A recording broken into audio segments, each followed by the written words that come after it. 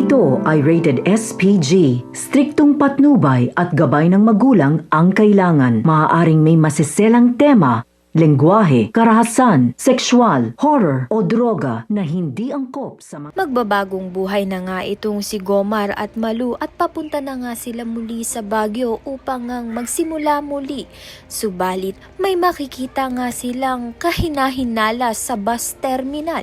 Lingid nga sa kaalaman nila na ito ngang si Via ay may kagagawan nga dahil nga nagbayad nga siya ng mga tauhan niya upang ngang sirain nga ang gulo ng bus na sinasakyan nga nito ni Tyrone at ni Belle. Papunta nga itong si Belle sa Baguio kasama nga itong si Tyrone upang malaman nga ang nakaraan ng kanilang mga magulang.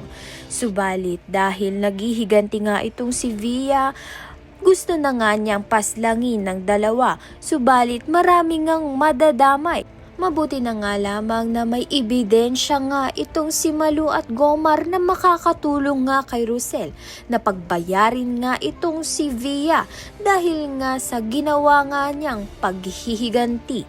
Kaya naman nga't yan at iba pa ang dapat nating pakaabangan. Maraming salamat sa iyong panonood.